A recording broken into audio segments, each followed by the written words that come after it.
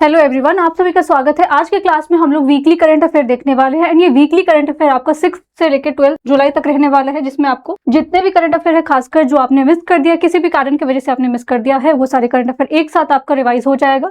And approach हमारा वही रहता है कि हम पहले स्टैटिक जो करंट अफेयर पढ़ते हैं, फिर स्टैटिक को रिवाइज करते हैं एंड जो कुछ नया चीजें होता है कहीं से आपको जो कि आपके एग्जाम के लिए इंपॉर्टेंट है, उन सारी चीज़ों को एक ही जगह इकट्ठे हम क्या कर लेते हैं, रिवाइज कर लेते हैं।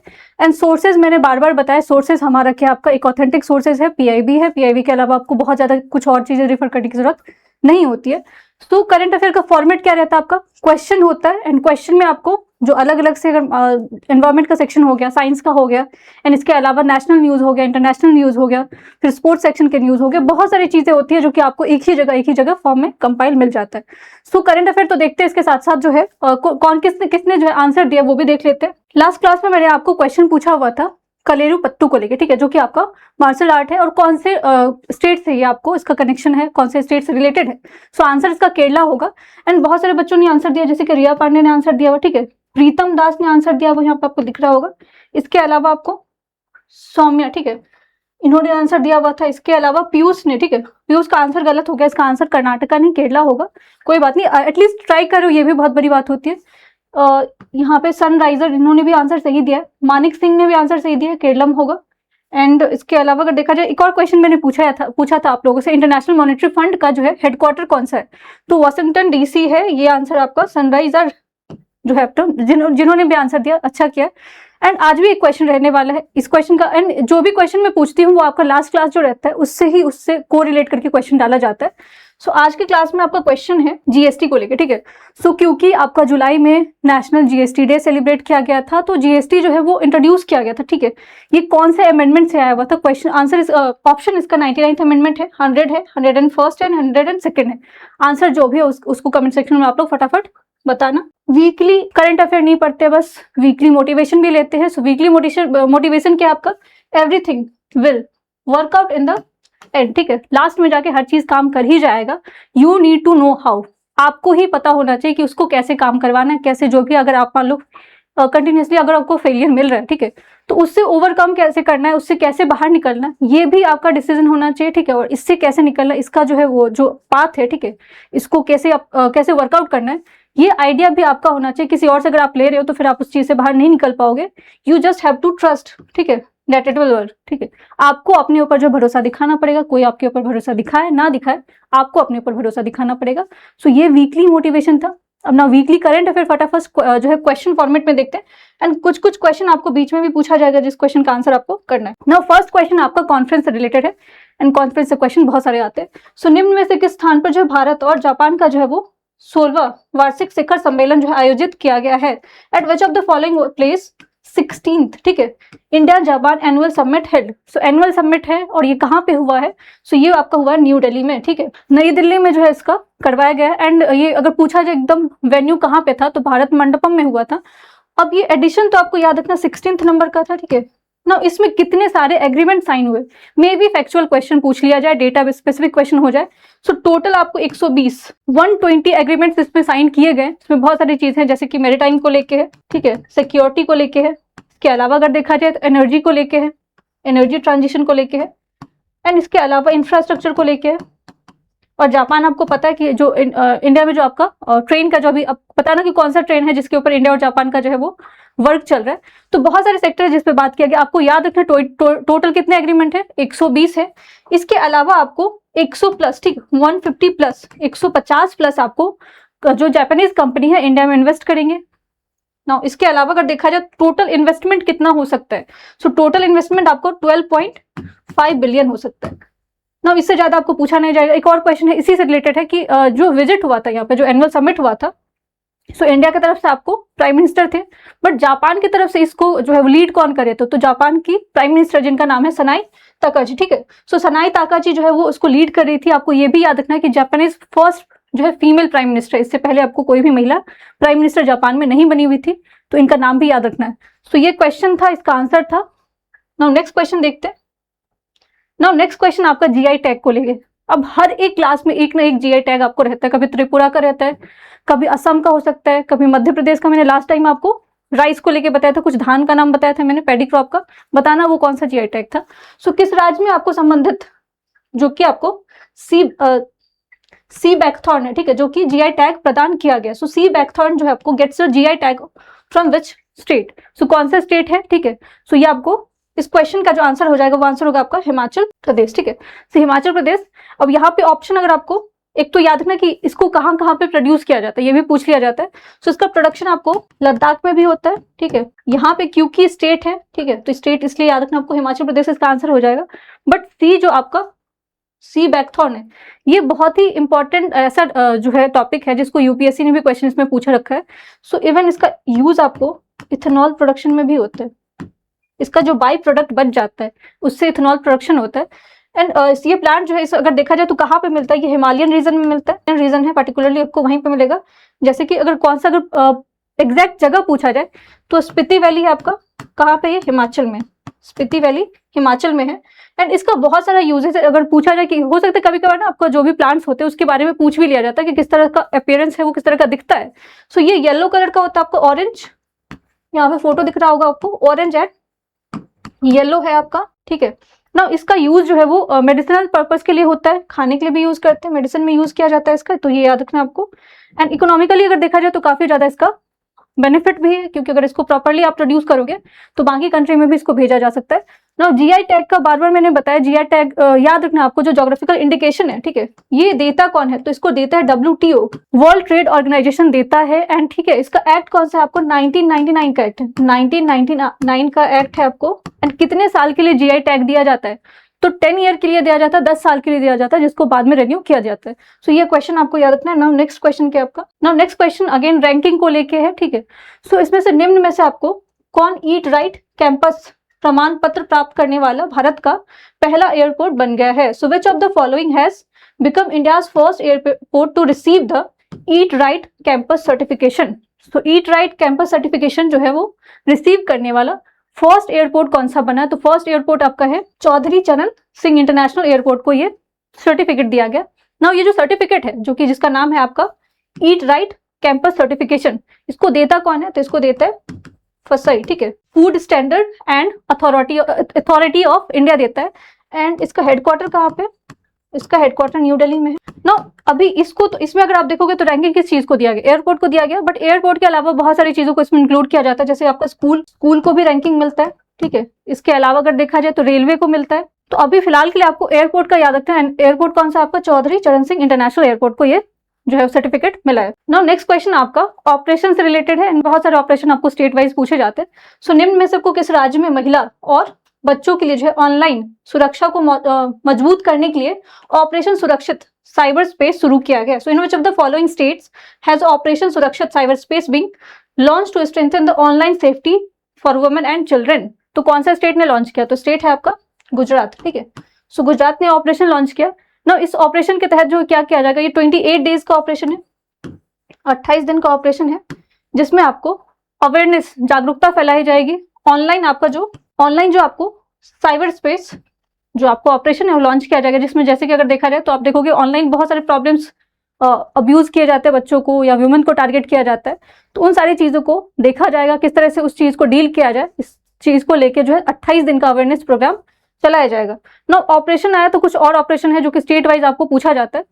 सो कुछ ऑपरेशन है जैसे कि आपको याद रखना है, ऑपरेशन या प्रोजेक्ट गंगा, ठीक है, प्रोजेक्ट गंगा ये पूछा जाए आपको। सो ये इंटरनेट कनेक्टिविटी को लेके था, ठीक है, तो गंगा रिवर को लेके नहीं था, इंटरनेट कनेक्टिविटी को लेके था। और कौन से स्टेट ने लॉन्च किया था इसको, यूपी ने, उत्तर प्रदेश ने लॉन्च किया था। इसके अलावा ऑपरेशन हनुमान ये लॉन्च किसने किया था, आंध्र प्रदेश ने लॉन्च किया था। ये किस चीज से रिलेटेड था, तो ये आपको ह्यूमन एनिमल कॉन्फ्लिक्ट को लेके था। ह्यूमन एनिमल, जानवर और जो मनुष्य उनके बीच में जो समस्या उत्पन्न हो रही है, किस चीज की वजह से, पर्यावरण की वजह से, एनवायरमेंट की वजह से, तो उस चीज को लेके था ऑपरेशन हनुमान, ऑपरेशन गंगा या ऑपरेशन जो प्रोजेक्ट गंगा आपको याद रखना। इसके अलावा आपको ऑपरेशन महादेव, ठीक, ऑपरेशन महादेव आपको याद रखना, दो स्टेट में लॉन्च किया गया था।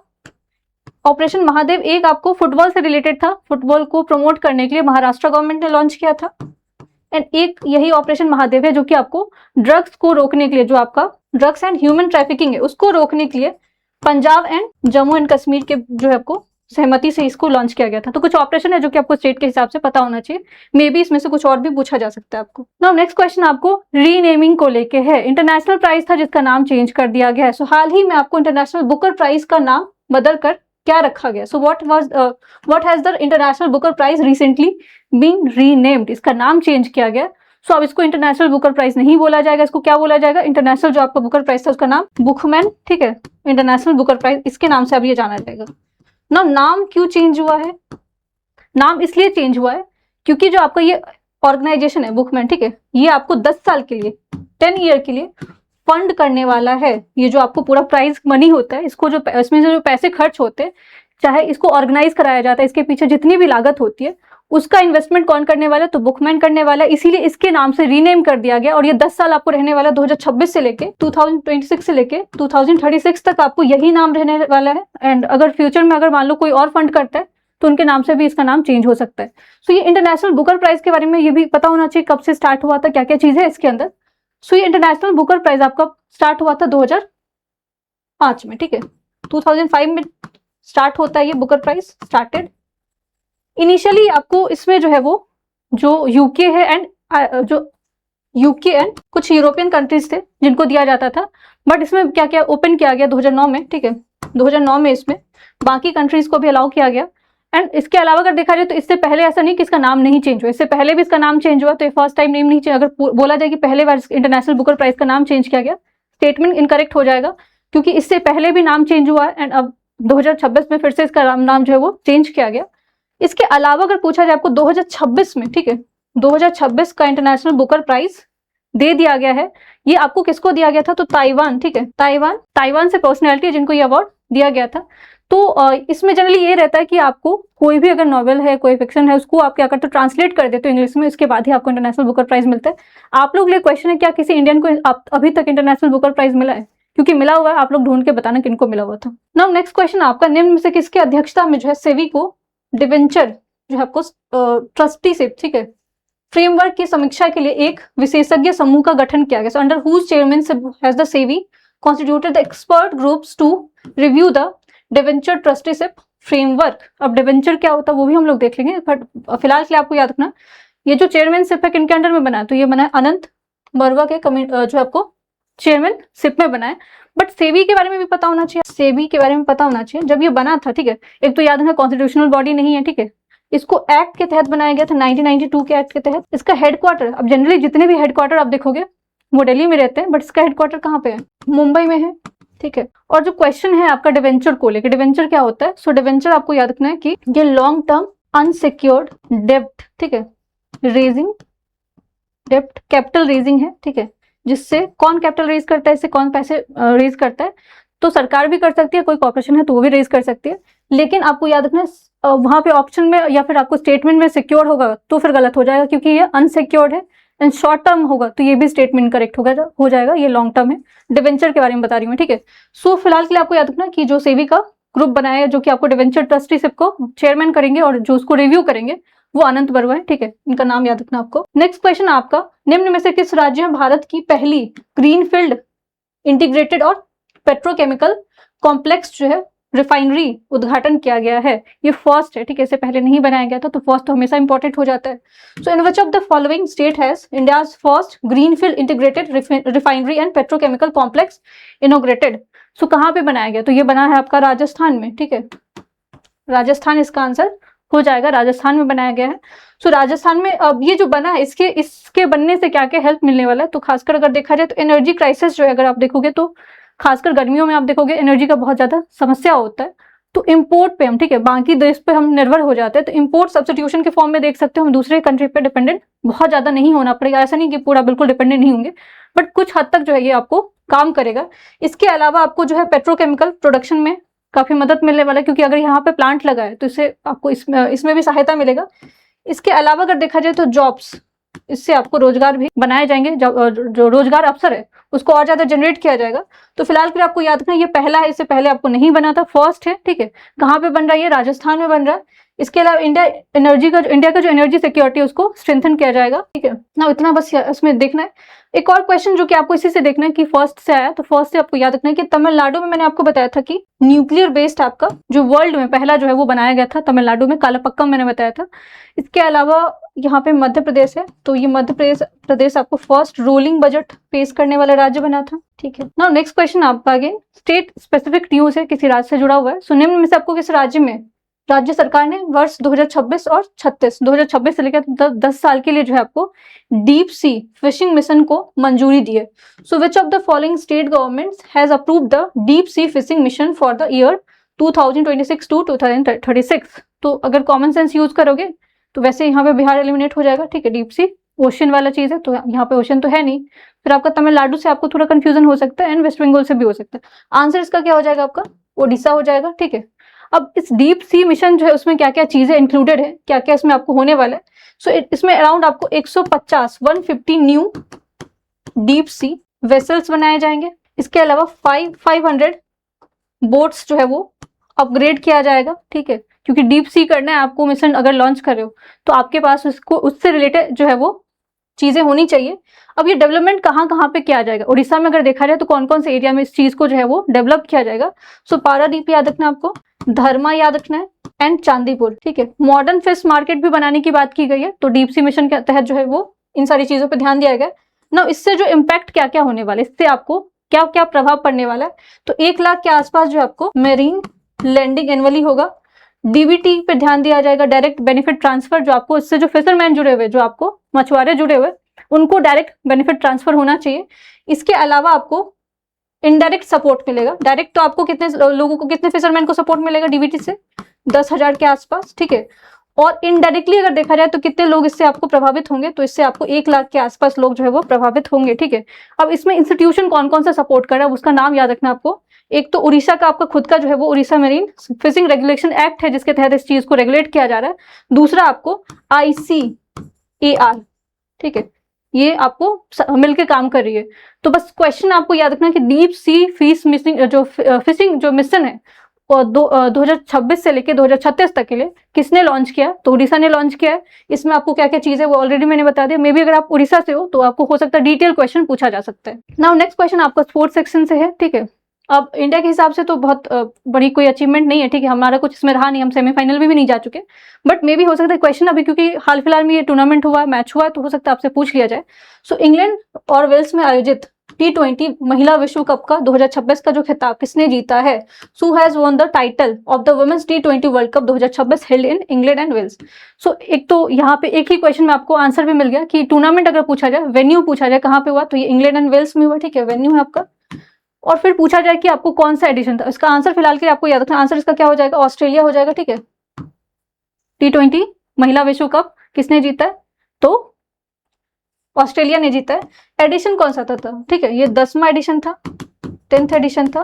टोटल कितने पार्टिसिपेंट्स थे, कितने देशों ने इसमें आपको भागीदारी दिखाया था, तो 12 कंट्री ने दिखाया था। और फाइनल जो है आपको किसके बीच में हुआ था, ऑस्ट्रेलिया और इंग्लैंड के बीच में हुआ था, ऑस्ट्रेलिया ने जीता है। सेमीफाइनल में इंडिया पहुंचा नहीं था, ठीक है। नाउ नेक्स्ट क्वेश्चन आपका रीनेमिंग को लेकर है, ठीक है, नाम चेंज हुआ है। बहुत सारे स्टेट में अगर आप देखोगे तो कुछ ना कुछ नाम चेंज होता रहता है। तो आज हम ये भी देखेंगे कि जो रीनेमिंग होता है उसके बाद या फिर उसको मंजूरी कौन देता है, ठीक है। ये क्वेश्चन आपको मे बी जो स्टेटमेंट बेस्ड क्वेश्चन वहां पे पूछा जा सकता है।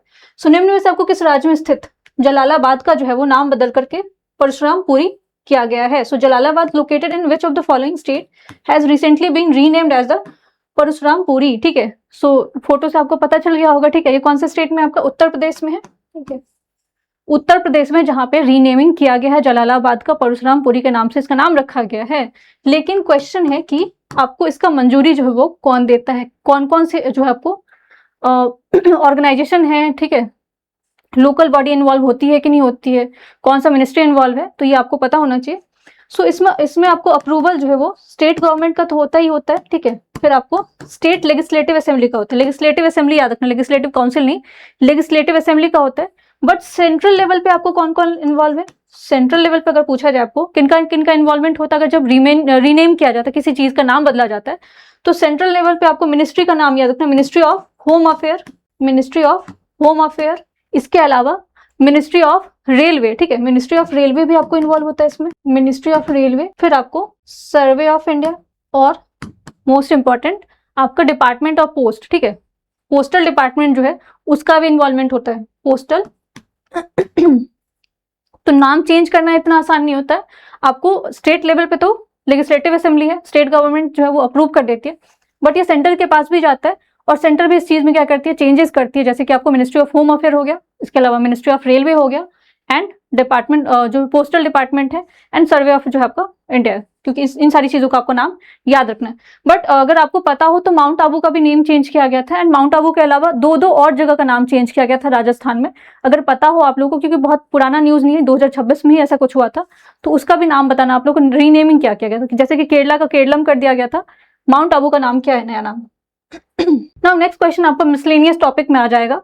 सो वैज्ञानिक के द्वारा जो आपको किस स्थान पर जो स्थित बरगद के पेड़ को दुनिया का सबसे पुराना पेड़ घोषित किया गया। So at which of the following location banyan tree scientist have been declared the world oldest tree. So दुनिया का सबसे ओल्डेस्ट ट्री जो है वो बनियान ट्री है, ठीक है, और ये कहाँ पे डिक्लेयर किया गया, तो ये आपको मुंगेर में किया गया, ठीक है, मुंगेर में किया गया। अब कितना पुराना है ये, तो 700 ईयर ओल्ड पुराना है ये, ठीक है।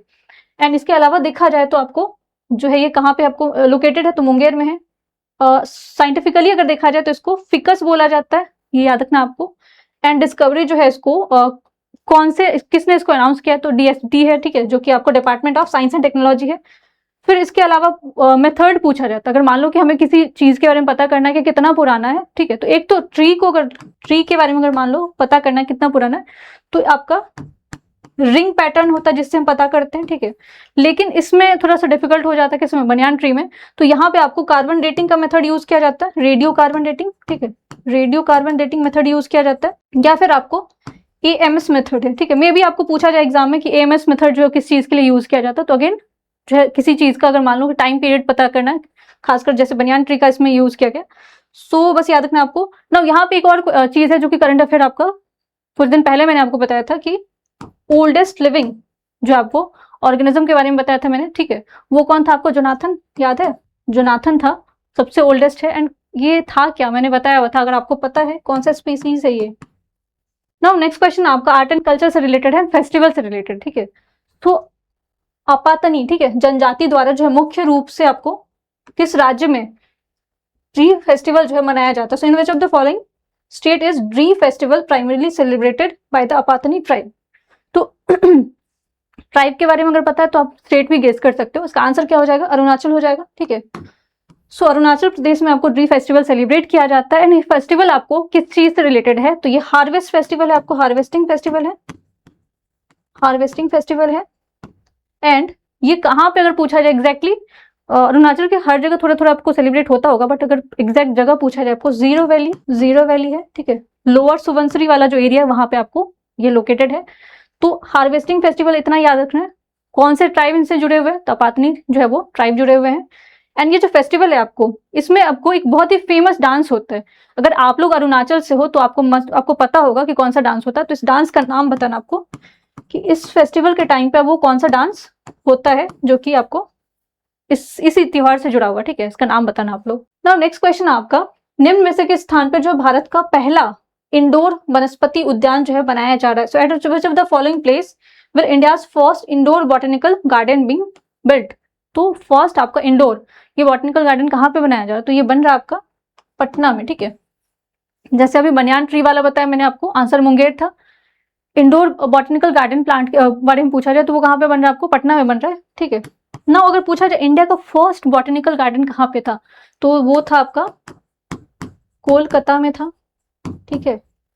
अब बॉटनिकल गार्डन आ गया तो एक और चीज आपको, इन्वायरमेंट अगर आपने पढ़ा होगा तो वहां पे एक इन सेटू और इन सेटू एंड एक्स सीटू आता है, ठीक है। अब दोनों में डिफरेंस क्या है, अब बॉटनिकल गार्डन जो है वो आपको इन सेटू में आएगा कि एक्स सीटू में आएगा, ठीक है। सो बॉटनिकल गार्डन तो इधर आ जाएगा ना। दोनों में डिफरेंस पता होना चाहिए आपको। इन सेटू में ये होता है कि जहां पे जो चीजें वहीं पे अगर आप प्रिजर्व कर देते हो, वहां से उसको डिस्प्लेस नहीं करोगे, उस जगह से दूसरी जगह लेके नहीं जाओगे, तो वो आपको उसके नेचुरल हैबिटेट जो उसका नेचुरल जो एनवायरमेंट है वहीं प्रोटेक्ट करते हो, तो इन सिटू हो जाएगा। जिसका एग्जांपल आपको नेशनल पार्क हो सकता है, नेशनल पार्क हो सकता है, इसके अलावा आपका बायोस्फीयर रिजर्व हो सकता है, ठीक है, ये इन सिटू का एग्जांपल हो जाएगा। एंड एक्स सिटू में क्या करते हो आप, उसका जो नेचुरल एनवायरमेंट है वहां से उसको रीलोकेट कर दे तो कहीं और लेके जाते हो तो बॉटनिकल गार्डन हो सकता है, ईड बैंक हो सकता है। अच्छा, क्वेश्चन आप लोग के लिए, क्योंकि आपको समझ में आ गया होगा, अगर नेचुरल एनवायरमेंट से कहीं और डिस्प्लेस करें उसको एक्सेटू बोलेंगे, और जहां पे अगर ओरिजिनल है वहीं पर रख देंगे तो इनसेटू बोलते हैं। अब आप लोग के लिए क्वेश्चन है कि जू जो है, ठीक है, जो चिड़िया खाना होता है, चिड़िया घर होता है, जू, दोनों में से किस में आएगा, इनसेटू में आएगा कि एक्सेटू में आएगा। नाउ नेक्स्ट क्वेश्चन आपका रैंकिंग से रिलेटेड है। रैंकिंग से कुछ ना कुछ हर एक क्लास में रहता है। सो भारत को हाल ही में आपको जारी ग्लोबल पासपोर्ट इंडेक्स 2026 में कौन सा स्थान दिया गया है? So what rank has India being assigned as the recently released the Global Passport Index 2026? So 2026 के हिसाब से आपको ग्लोबल जो आपका इंडेक्स पासपोर्ट इंडेक्स है उसमें इंडिया का रैंकिंग कितना रहा है? 125 रहा, 125 रहा है। बट बाकी कंट्री आपको टॉप कौन सा था? तो टॉप था आपका स्वीडन, फर्स्ट रैंक पे। सबसे अच्छा पासपोर्ट, सबसे स्ट्रॉन्ग पासपोर्ट किसके पास है? स्वीडन के पास है। फिर आपका आता है स्विट्जरलैंड, ठीक है, फिर आपका फिनलैंड। तो ये आपको जनरली कंट्री याद देखते हो, यूरोपियन, सब यूरोपियन कंट्री है आपको। इसमें से दो कंट्री जो स्वीडन और फिनलैंड, इसको नॉर्डिक कंट्री भी बोला जाता है। सो इसके अलावा अगर देखा जाए तो 125 रैंक है, ठीक है, जो कि पहले भारत का कितना रैंक था? 124 था, ठीक है, तो 124 से हम 125 पे आ गए, जो कि अच्छी बात बिल्कुल भी नहीं है। हेनली पासपोर्ट इंडेक्स 2026 के हिसाब से इंडिया का रैंकिंग कितना है? 80 है, तो वो भी पता होना चाहिए आपको। 80th रैंक है। नाउ नेक्स्ट क्वेश्चन आपका कॉन्फ्रेंस रिलेटेड है। सो निम्न में से आपको किस स्थान पे जो है प्लास्टिक रिसाइकल तीसरा वैश्विक सम्मेलन आयोजित किया गया? थर्ड है, ये थर्ड नंबर का था, इससे पहले भी इसका हो चुका है। क्योंकि ये आपको ग्लोबल है, ठीक है, वैश्विक है, इसीलिए इंपॉर्टेंट हो सकता है, आपको पूछ दिया जाए। So at which of the following place the third global conference plastics recycling held? तो कहाँ पे हुआ ये? तो ये आपका न्यू दिल्ली भारत मंडपम में हुआ है, ठीक है। नाउ नेक्स्ट क्वेश्चन आपका स्कीम रिलेटेड है। सो निम्न में से आपको किस स्थान पर सरकारी स्कूल को आधुनिक बनाने के लिए मिशन कायाकल्प शुरू किया गया? तो कायाकल्प मिशन ही आपको याद रखना कि जो मॉडर्नाइज किया जाएगा स्कूल सिस्टम, जो आपको खासकर जो पब्लिक स्कूल है उसको, उसका इंफ्रास्ट्रक्चर को चेंज करने के लिए आपको लेके आया गया। So at which of the following place was the mission Kayakalp launch to modernize the government school? और ये कहाँ पे है? तो ये दिल्ली में हुआ है, ठीक है, दिल्ली में इसको लॉन्च किया गया। नाउ नेक्स्ट क्वेश्चन ये आपको अवार्ड से रिलेटेड है। एंड लास्ट क्लास अगर आपको पता हो तो सेसल्स से ऐसे ही कुछ क्वेश्चन था जो कि मैंने बताया था। सो निम्न में से आपको किस देश में जो है प्रधानमंत्री नरेंद्र मोदी को जुलाई 2026 में अपना सर्वोच्च नागरिक सम्मान प्रदान किया गया? So which of the following countries has confirm the highest civilian honour upon prime minister Narendra Modi in July 2026? तो कौन से कंट्री ने दिया? इंडोनेशिया ने दिया। सो अब तक अगर देखा जाए तो टोटल इनको 34th ये अवार्ड मिल चुका है, 34 अवार्ड मिल चुका है, बहुत सारी कंट्री ने दिया है। 2026 में अगर देखा जाए तो ब्लू गार्ड ऑनर वाला अवार्ड भी मैंने आपको बताया था, सेसल्स ने दिया था, ठीक है। अब ये हाईएस्ट सिविलियन अवार्ड है किसका, कौन से कंट्री का है? इंडोनेशिया का। बट भारत का अगर हाईएस्ट सिविलियन अवार्ड आपको पूछा जाए तो क्या हो जाएगा आंसर? तो आंसर आपका हो जाता है भारत रत्न। नाउ क्वेश्चन, क्योंकि अब ये देख रहे हो कि हाईएस्ट सिविलियन अवार्ड जो उनके कंट्री के बाहर के लोगों को भी दिया जा रहा है, तो क्या भारत रत्न जो है इंडियन के अलावा किसी नॉन इंडियन को दिया गया? अगर पता हो कितने नॉन इंडियन को दिया गया तो इसके बारे में आप लोग बताना, जानकारी अगर आपके पास हो तो। नाउ नेक्स्ट क्वेश्चन आपका साइंस एंड टेक से क्वेश्चन है, ठीक है। सो निम्न में से आपको किस राज्य ने आपको गगनयान मिशन के लिए इसरो ने पहला जो है सॉल्व ग्राउंड टेस्ट किया है? So in which of the following state has ISRO conducted the first solve ground test for the Gaganyaan mission? So कहाँ पे टेस्ट किया ये? आंध्र प्रदेश में किया, ठीक है। नाउ गगनयान है, सो गगनयान मिशन जो है इसको डिफरेंट फेजेस में किया जाएगा। इसके टोटल 4 फेज है, ठीक है, 4 है। स्टार्टिंग अभी तो अभी आपको ट्रायल मेथड चल रहा है। 2 और 3 में आपको फर्स्ट वाले में क्या किया जाएगा? आपको फर्स्ट वाले में जो आपको व्योम, ठीक है, ये क्या आपका रोबोट है, इसको भेजा जाएगा, ठीक है। सेकेंड वाला, सेकेंड एंड थर्ड जो है आपका, सेकेंड एंड थर्ड इसमें आपको, इसमें भी ट्रायल किया जाएगा, अनक्रू रहेगा। एंड जो फोर्थ वाला है उसमें आपको जो है आपको फुली जो है आपको फाइनल स्टेज फोर्थ वाला रहेगा। तो अभी ट्रायल मेथड चल रहा है, तो बस याद रखें हमको। सॉल्व जो है ये आपका सॉल्व जनरली आपको इसरो के द्वारा किया गया है। इसमें आपको बहुत सारी चीजें जो कि आपको इसमें फिलहाल के लिए आपको बस पता होना चाहिए कि हो सकता है एग्जाम में पूछा जाए आपको कि सॉल्व जो है वो किस चीज से रिलेटेड है, तो गगनयान मिशन से रिलेटेड है। एंड ये लॉन्च किसके द्वारा किया गया? तो इसरो के द्वारा किया गया, ठीक है। और जो आपको फोर्थ जो मैंने गगनयान बताया जो कि फाइनल स्टेज होगा, वो भेजा कहाँ पे जाएगा? सो लो अर्थ ऑर्बिट में भेजा जाएगा। अगेन ये भी साइंस एंड टेक से रिलेटेड क्वेश्चन है आपका कि प्रशांत महासागर में किस देश ने आपको JL-3 जो जिसका नाम अगर देखा जाए नामक आपको परमाणु मिसाइल का परीक्षण किया गया? So in which of the country has tested the JL-3 nuclear missile name Julang 3, ठीक है। और पैसिफिक ओशन में किया गया, इंडियन ओशन में नहीं किया गया। सो किसके द्वारा किया गया? तो चाइना के द्वारा किया गया। तो ये थर्ड है, ठीक है, इससे पहले भी इसका आ चुका है। सो JL1 जो है उसके बारे में देख लेते हैं। ये ऑपरेशनल था आपको, SLBM मेथड था इसका, और ये लाया कब गया था तो 1980s में लाया गया था। रेंज अगर आपको इतना रेंज इतना पता नहीं होना चाहिए, सिंगल न्यूक्लियर हेडेड था, ठीक है। तो उसका सेकंड वाला जो था वो आपको JL2 जो था उसको 2015 में लाया गया था, ठीक है। इसका भी रेंज अगर देखा जाए तो काफी था, आपको 7000 से लेके 8000 किलोमीटर के आसपास था। ये भी सिंगल न्यूक्लियर हेडेड था। और जो आपको थर्ड वाला जो भी हम लोग बात कर रहे हैं, ये 2022 में आ चुका, ऑपरेशनलाइज सिंस 2022 था। रेंज इसका ज्यादा है, आपको 10,000 के आसपास है, टाइप है। तो बस याद रखना कि क्वेश्चन आपको यही होगा कि जुलांग 3 था न्यूज में, आपको ये है क्या, तो न्यूक्लियर मिसाइल है। इसको टेस्ट कहाँ पे किया गया था, पैसिफिक ओशन में किया गया था, एंड किसके द्वारा किया गया था, चाइना के द्वारा। नाउ नेक्स्ट क्वेश्चन आपका डेज से रिलेटेड है, ठीक है। सो डेज से रिलेटेड है, आपको निम्न में से किस दिन आपको वैश्विक जनसंख्या दिवस हर साल मनाया जाता है। So on which of the following days world population day जो है एवरी ईयर सेलिब्रेट किया जाता है, तो 11 जुलाई को किया जाता है। तो डेट याद रख लोगे, बट अभी कोई हाल फिलहाल में अगर एग्जाम है तो ये वाला डेट तो आपको पक्का पक्का पूछा जाएगा, बट थीम भी पूछ लिया जाता है। So empowering the young people to create the families they want in fair and hopeful world, ठीक है। ये आपका थीम है, काफी लंबा चौड़ा सा थीम है। नाउ अगर वर्ल्ड पॉपुलेशन डे के बारे में पूछा जाए कि ये स्टार्ट कब से हुआ था, तो सिंस 1987 से, ठीक है, 1987 से इसको स्टार्ट किया गया था। एक वहां पे एक टर्म यूज किया जाता है, ये होता है आपको 5 बिलियन डे, ठीक है। अगर पूछा जाए 5 बिलियन डे किस चीज से रिलेटेड है, तो वर्ल्ड पॉपुलेशन डे से रिलेटेड है, ठीक है। निम्न में से किसके द्वारा भारत का सबसे जो बड़ा लैंडस्लाइड वार्निंग सिस्टम है विकसित किया गया। So which of the following develop the India's largest, ठीक है, फर्स्ट नहीं, लार्जेस्ट लैंडस्लाइड वार्निंग सिस्टम किसने डेवलप किया, तो IIT मंडी, ठीक है, IIT मंडी हिमाचल प्रदेश के द्वारा जो है ये आपको लॉन्च किया गया। सो लैंडस्लाइड के बारे में आपने पढ़ा होगा, डिजास्टर मैनेजमेंट अगर आपने पढ़ा होगा उस पोर्शन में बताया जाता है कि जनरली दिमाग में ये होता है कि आपको नेचुरल तरीके से ही होता है, बट इसके पीछे बहुत सारे रीजन होते हैं, ठीक है। नेचुरल में अगर देखा जाए तो आपको अर्थक्वेक हो सकता है, वेदरिंग जो होता है, रॉक का वेदरिंग होता है, इरोजन होता है, उसकी वजह से हो सकता है। इसके अलावा आपका खासकर हिमालयन रीजन है जो कि आपको काफी अनस्टेबल माना जाता है। बट मैप के हिसाब से आपको पता होना चाहिए कि लैंडस्लाइड का अगर मोस्ट प्रोन एरिया पूछा जाए सबसे ज्यादा आपको कहाँ पे होता है, एक तो हिमालयन वाला पोर्शन है, ठीक है।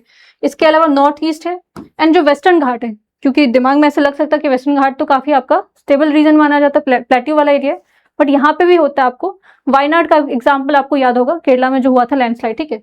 सो ये क्वेश्चन था, आपको याद रखना कि किसने लॉन्च किया लैंडस्लाइड वार्निंग सिस्टम, लार्जेस्ट वाला, तो आंसर हो जाएगा इसका IIT मंडी। नाउ लास्ट क्वेश्चन ये है कि आपको निम्न में से किस राज्य में जो है DRDO ने आपको पिनाका नामक जो है लंबी दूरी गाइडेड रॉकेट का सफल परीक्षण किया। So from which of the following state did DRDO successfully test fire the Pinaka long range guided rocket. तो दो चीज याद रखना आपको, इसरो का श्रीहरिकोटा है आंध्र प्रदेश, ठीक है, जो भी ज्यादातर लॉन्च होता है, और DRDO का पूछा जाए आपको तो उड़ीसा है, वो है आपका चांदीपुर। नाउ पिनाका के बारे में अगर देखा जाए तो ये आपको जो है वो किसके द्वारा, तो कहाँ पे किया गया, तो चांदीपुर उड़ीसा में किया गया, ठीक है। इसके अलावा ये एक्सटेंडेड रेंज है, ठीक है, प्रिसाइजन गाइडेड रॉकेट है, डेवलप किया गया पिनाका मल्टीपल लॉन्च रॉकेट है सिस्टम है, जिसमें हो सकता है शॉर्ट में पूछा जाए MLRS सिस्टम क्या है, तो ये मल्टीपल लॉन्च रॉकेट सिस्टम है, ठीक है, और ये इंडियन आर्मी के द्वारा किया गया। डेवलप किसके द्वारा किया गया, तो ARDE के द्वारा, साथ में RCI और DRDO, और पूरा पूछा जाए कौन सा एजेंसी, कौन सा ऑर्गेनाइजेशन है, तो DRDO है, ठीक है।